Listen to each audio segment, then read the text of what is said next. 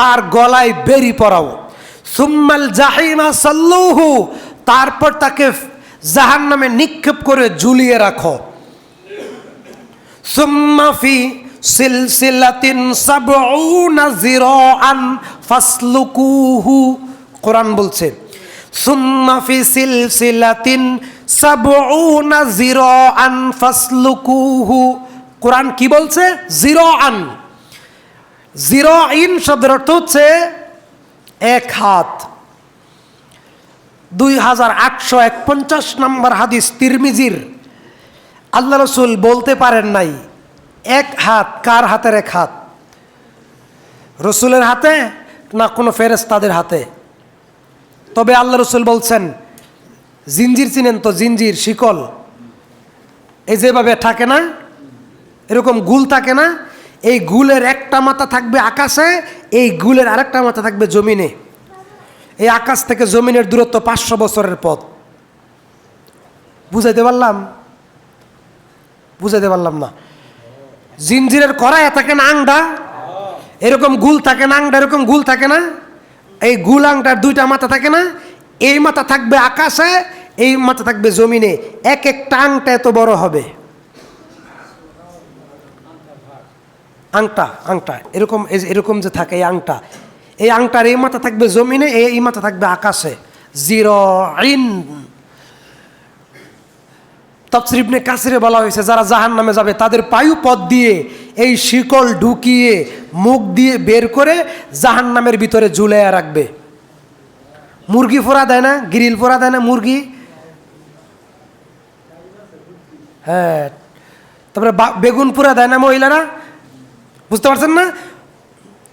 যারা মুসলিম তাদের পায়ু পথ দিয়া শিকল ঢুকায়া মুখ দিয়ে বের করে জাহান্নামের মধ্যে লটকায়া রাখবে। হ্যাঁ হ্যাঁ, বারবিকিউ, মানুষের গ্রিল বানাইবে আল্লাহ। আর তাদের খাবার কি হবে? কোরআন জানিয়ে দিয়েছে তাদের খাবার হবে জাহান্নামীদের, আগে যারা জাহান্নামে জ্বলতেছে, জাহান্নামীদের পচা গলা, পুজ, রক্ত আর গরম পানি জাহান্নামীদের খাদ্য হবে।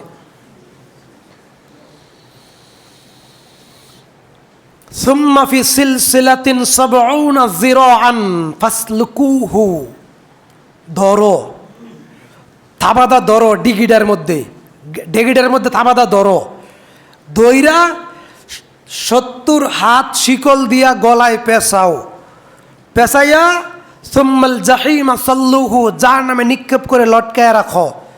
সুম্মা ফি সিলসিলাতিন সাবউনা যিরাআন, অতঃপর পায়ুপথ দিয়া শিকল ঢুকাইয়া মুখ দিয়া বের কইরা জাহান্নামের মধ্যে লটকাইয়া রাখো।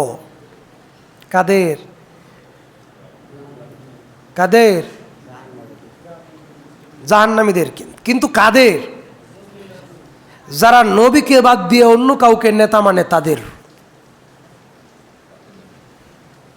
কথা বুঝেন? বুঝেন না? বাংলায় বুঝাইলে রাগ করবেন। মির্জা ফখরুল ইসলাম আলমগীর বলছিলেন বিএনপি শরীয়তের আইনে বিশ্বাসী নয়।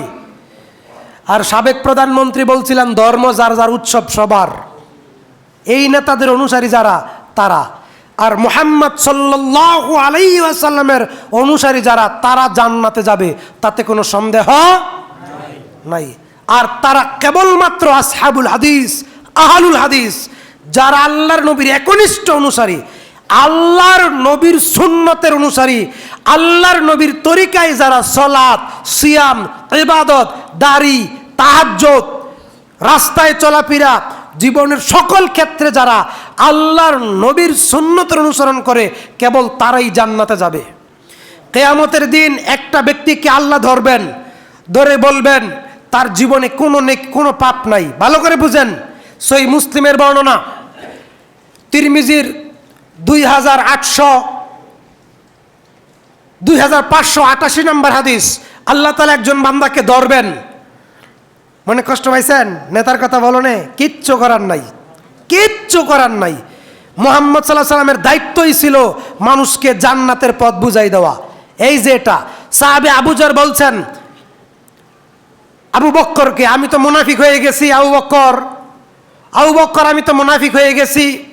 আবু বকর আমি তো মুনাফিক হয়ে গেছি। কে বলছেন? আবু যর বলছেন। কেন? আবু বকর বলছেন, আবু যর আপনি একথা কেন বলছেন? তখন আবু যর বলছেন, শোনেন, যখন আল্লাহর নবীর সামনে থাকি, যখন আল্লাহর নবী আমাদেরকে দ্বীনের উপদেশ দেন, দ্বীন বুঝান, তখন জান্নাত চোখের সামনে প্রকাশ্যমান সুস্পষ্টভাবে দেখতে পাই। তাহলে কি আর কোনো কষ্ট আছে দ্বীন বুঝতে? কোনো কষ্ট আছে?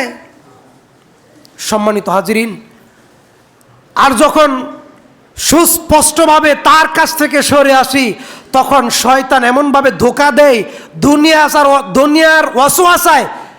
তখন কি বলি, মৌলবী গো কাম হইতো বয়ান করা, সব কথা কি মান্না চলন যাইব, দুনিয়ায় বাসন লাগতো না। বুঝতে পারছেন না? খাঁটি ইমানদারেরা এই যুক্তি খাড়া করে। আল্লাহ তাআলা একজন বান্দাকে ধরবেন, তার আমলনামায় একটা পাপ নাই। ভালো করে বুঝেন, আপনি তো নামাজ পড়তে পড়তে কপাল কালো হয়ে গেছে, বয়স হয়েছে তাই দাড়ি পাকছে, দাড়িতে মেহেদি দিছেন। আপনি তো বছরের এই মাথায় উমরা হজ করেন, প্রতিদিন কোরআন পড়েন, বেশি বেশি দান করেন, আবার প্রথম কাতারের মুসল্লি। মাঝে মাঝে ফাঁক ফাইলায় ইমাম মুয়াজ্জিনকে পাগল বলতেও দ্বিধাবোধ করেন না। মাশাআল্লাহ, কোনো সমস্যা নাই। সম্মানিত হাজিরিন, আল্লাহ তাআলা এমন একজন বান্দাকে ধরবেন, ধরে বলবেন তুমি জান্নাতে যাবে কিসের ভিত্তিতে? তখন সে মনে মনে চিন্তা করবে, আল্লাহ তো জালেম না। আল্লাহ কি জালেম? আল্লাহ কি জালেম? ন্যায় বিচারক। আল্লাহ কি ন্যায় বিচারক। সুবহানাল্লাহ। তখন চিন্তা করবে আমার তো আমলনামায় কোনো পাপ নাই। সে বলবে আমি আমার আমলের ভিত্তিতে জান্নাতে যাব। সুবহানাল্লাহ, মাশাআল্লাহ, বুঝতে পারছেন? আমার আমলের ভিত্তিতে জান্নাতে যাব। ঠিক আছে, যাইও। আল্লাহ তাআলা জাহান্নামের ফেরেশতাকে বলবেন যাও, তাকে জাহান্নামের আশপাশ ঘুরাইয়া নিয়ে আসো। জাহান্নাম থেকে 500 বছরের পথ দূরে থাকা অবস্থায়, জাহান্নাম থেকে 500 বছরের পথ দূরে থাকা অবস্থায় জাহান্নামের আগুনের যে জ্বালানি ক্ষমতা, তার কারণে তার জিহ্বা, তার গলা, গর্দান, ভিতরে কলিজা শুকিয়ে যাবে। 500 বছরের পথ দূরে আছে জাহান্নাম থেকে। আরেকজন ফেরেশতা পানি নিয়ে দূরে দিয়ে অতিক্রম চলে যাচ্ছে। তিনি বলতেছেন, ও ফেরেশতা দাঁড়াও দাঁড়াও দাঁড়াও, পানি খাবো পানি খাবো। ফেরেশতা এসে বলতেছেন, এটা দুনিয়া না, এখানে পানি পান করলে বিনিময় দিতে হবে। কি বিনিময় চাও? নেকামল। কতটুকু? তোমার যা আছে সব। কতটুক দিবা? 1 গ্লাস। 1 গ্লাস পানির বিনিময়ে সমস্ত নেকামল দিয়ে দিল। দেওয়ার পর আল্লাহ তাআলা আবার তাকে জিজ্ঞেস করবেন, তোমার তো নেকামল শেষ, কিসের বিনিময়ে? 1 গ্লাস পানির বিনিময়ে। কত দিনের নেকামল? কত দিনের? সারা জিন্দেগির নেকামল। আল্লাহ বলবেন, প্রত্যেক কুরবানি দিয়ে গরু খাইছ, প্রত্যেক দিন মাছ মাংস হাড্ডি গোস্ত ডিম, কত অসংখ্য নিয়ামত খাইছ, কোনো বিনিময় লাগছে? লাগছে? আজকে তার জবাব দিয়ে যাও। সম্ভব? সঙ্গে সঙ্গে সে আল্লাহর হুকুমে সিজদায় পড়ে যাবে। কোরআন বলছে, ফাম্মা মান উতিয়া কিতাবাহু বিয়ামিনিহি ফাসাউফা ইউহাসাবু হিসাবান ইয়াসীরা। দেখেন, তাফসীর না পড়লে কোরআন বুঝতে পারবেন না, গুমরা হবেন কোরআন পড়ে। হাজারোবার বলছি, কোরআন বলছে যাদের আমলনামা সামনের দিক থেকে আসবে আর ডান হাতে আসবে, তারা ক্ষমা পেয়ে আনন্দ চিত্তে পরিবারের সাথে দেখা করবে জান্নাতে। সুবহানাল্লাহ বলবেন না? তাহলে তার সারা জিন্দেগির নেকামল শেষ 1 গ্লাস পানির বিনিময়ে। এবার আসুন আমরা আরেকটু সামনে যাই।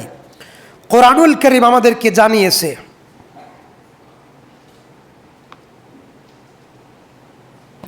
দুনিয়ার জীবনে যারা রসুলকে বাদ দিয়ে অন্য কারো কথা মেনে চলতো তাদের পরিণাম ইয়াউমা তুকাল্লাবু উজুহুহুম ফিন্নার ইয়াকুলুনা ইয়া লাইতানা আতা'না আল্লাহা ওয়া আতা'না আর-রাসূলা।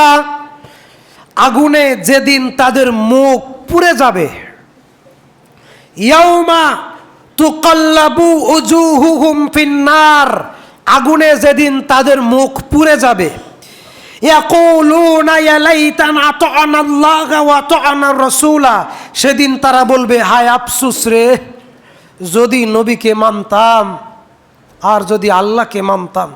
যদি এই কথা না বলতাম, আল্লাহ অমুককে চোখে দেখে, তার সম্পদের অভাব নাই, আর আমারে আল্লাহ চোখেই দেখে না, আমার পরিবারের অসুখ বিসুখ সারে না, অভাব অনটন সারে না, মন যা চায় তাই পাই না। কোরআন এই ব্যাপারে আরো বলছে, অকালু রব্বানা ইন্না আতা'না সাদাতানা ওয়াকবরানা ফাআদাল্লুনা সাবিল। তারা বলবে হে আমার পালনকর্তা, অকালু তারা বলবে রব্বানা ইন্না আতা'না সাদাতানা ওয়াকবরানা ফাআদাল্লুনা সাবিলা। হে আল্লাহ, অনেকে কয় না যে আল্লাহ আমার হেদায়েত দিলে এসে নামাজ পড়মু, কয় না এই কথা? কয় না? একদিক থেকে সে কাফের। কিভাবে? সে আল্লাহকে দোষারোপ করতেছে। আল্লাহর দোষ আছে? হেদায়েত সবার জন্য উন্মুক্ত, যে কোনো ধর্মের মানুষের জন্য হেদায়েত উন্মুক্ত। আপনার পাপের কারণে আপনি হেদায়েত থেকে বঞ্চিত। আপনি 6 মাস নামাজ পড়লেন আর দুই মাস পড়তারলেন না, আবার বলতেছেন আল্লাহ হেদায়েত দিলে তো নামাজ পড়বো। ভুল। আপনি এমন পাপ করছেন যে পাপ করার কারণে আপনি নিজেই হেদায়েতের পথ থেকে বিচ্যুত হয়ে গেছেন। রাস্তাটা পিচ্ছিল, একটা রাস্তা পিচ্ছিল রাস্তা, আপনি জানেন এখানে আপনি স্লিপ অফ টার্ন করতে পারেন, পাও আপনার স্লিপ করতে পারে, আপনার এখানে আঙ্গুলগুলো কেদার মধ্যে ডাবায় ডাবায় হাঁটতে হবে, ঠিক না? তাহলে এই জমিন পাপে অন্ধকার, এইখানে ইমানের পথে চলতে হলে তো আল্লাহর সাহায্য লাগবে। ওয়াকালু রব্বানা ইন্না আতা'না সাদাতানা ওয়া কুবরানা ফাআদাল্লুনা সাবিলা। আল্লাহ তাআলা বলছেন, আর তারা বলবে হে আমার পালনকর্তা, আমরা আমাদের নেতাদেরকে এবং আমাদের মাতবরদেরকে মান্য করতাম। তাহলে কি হলো? ফাআদাল্লুনা সাবিলা। কাজেই তারাও ছিল গুমরা, তাদের কমান্ড মেনে আমরাও হয়েছি গুমরা।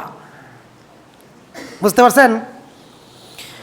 অতঃপর আল্লাহ তাআলা বলছেন নাজ্জাআতাল লিশাওয়া, জাহান্নামের আগুনে জাহান্নামীদের শরীর জ্বলসে যাবে। পলিথিনের মধ্যে আগুন লাগলে কেমন হয় দেখছেন কেমন হয়? পলিথিন ফুইরা থুবায়া কুচকায়া যায়।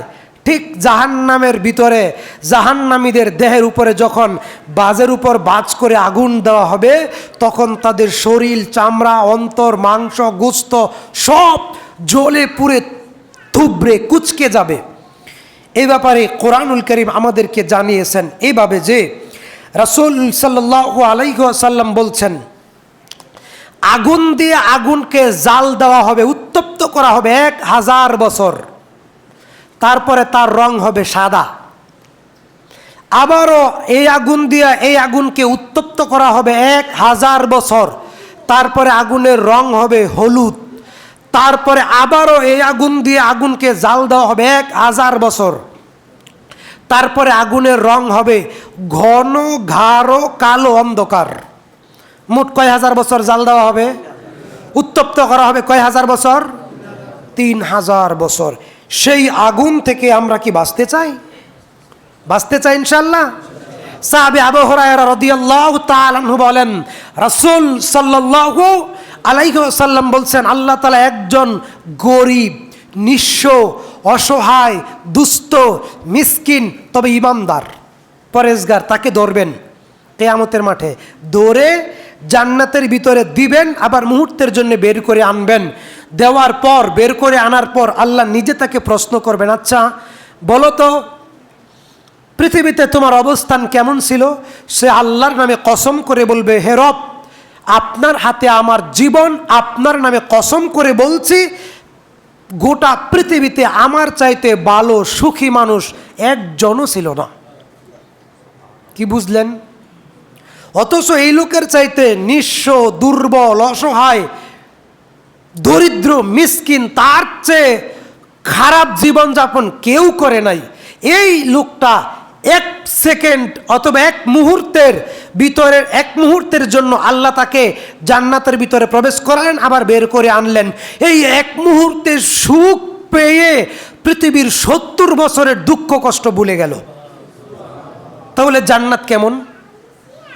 আরেকজন ব্যক্তিকে আল্লাহ ধরবেন, তার কোনো দিন জ্বর ঠান্ডা লাগে নাই, কোনো প্রকার অসুস্থ হয় নাই, কোনো প্রকার অভাব অনটন নাই, সোনার চামিচ মুখে দিয়ে যার জন্ম, এমন একজন বান্দাকে আল্লাহ ধরবেন,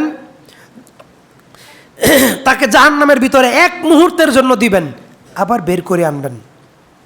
জিজ্ঞেস করবেন, আল্লাহ পাক পৃথিবীতে তোমার অবস্থা কেমন ছিল? সে আল্লাহর নামে কসম করে বলবে, আল্লাহ আমার থেকে দুঃখী মানুষ পৃথিবীতে আর একজন ছিল না গোটা সৃষ্টি জগতের ভিতরে। কি বুঝলেন? এক মুহূর্ত, এক সেকেন্ডের জাহান্নামের শাস্তির তীব্রতার কারণে দুনিয়ার 70-80 বছরের সুখ ধূলিসাৎ হয়ে গেল, ভুলে গেল। সেই জাহান্নাম থেকে মুক্তি চাই, মুক্তি চাই। জাহান্নামীদের দেহের বর্ণনা রাসূল সাল্লাল্লাহু আলাইহি সাল্লাম দিতে গিয়ে বলেন, তাদের এই শরীরের চামড়া হবে 70 গজ মোটা। যারা জাহান্নামে যাবে তাদের শরীরের চামড়া হবে কয় গজ মোটা? 70 গজ মোটা। তাদের এই এক একটা দাঁত হবে উহুদ পাহাড়ের সমান। উহুদ পাহাড় কেমন? 8 কিলোমিটার লম্বা, 4 মাইল খাড়া ওসা। কথা কি বুঝেন? বুঝতে পারছেন? মাথায় ঢুকছে? একটা কথা যদি ঢুকে তাহলে বুঝেন। এক একটা দাঁত হবে কত বড়? 8 কিলোমিটার লম্বা, 4 মাইল খাড়া, উহুদ পাহাড় এত বড়। এক একটা দাঁত হবে উহুদ পাহাড়ের সমান। তাহলে মুখের ভিতরে দাঁত থাকে কয়টা?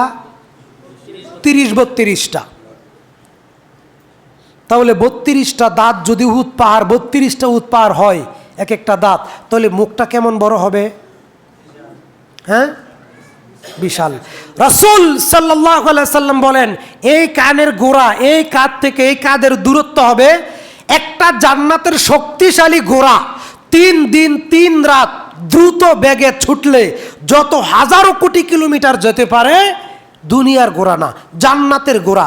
এত বড় হবে এই কাঁধ থেকে এই কাঁধের দূরত্ব, এই যে এতটুকু। এপাশ থেকে এপাশ হবে এত, এপাশ থেকে এপাশ হবে অত। তাহলে কাঁধ কত বড় হবে, বডি কত বড় হবে? রাসূল সাল্লাল্লাহু আলাইহি সাল্লাম বলেন, মক্কা থেকে মদিনার দূরত্ব 427 মাইল। এই কোমরের ব্যাসার্ধ হবে 427 মাইল। এই কোমরটা এত বড় হবে, এত মোটা হবে, এত প্রস্থ হবে। তিনি বলেন, এই উরু রান হবে বাইজা পাহাড়ের মতো মোটা। শুধু এই উরু রান হবে বাইজা পাহাড়ের মতো মোটা। আমি আপনাকে কিভাবে যে বুঝাই জাহান্নামীদের দেহ কত বড় হবে আর এর শাস্তির তীব্রতা কি। এই পৃথিবীর আগুন থেকে 70 গুণ শক্তিশালী আগুন হচ্ছে জাহান্নামের আগুন। তাও আবার আগুন দিয়ে আগুনকে উত্তপ্ত করা হচ্ছে, জাল দেওয়া হচ্ছে 3000 বছর। কথা কি বুঝাইতে পারলাম? বুঝাইতে পারলাম?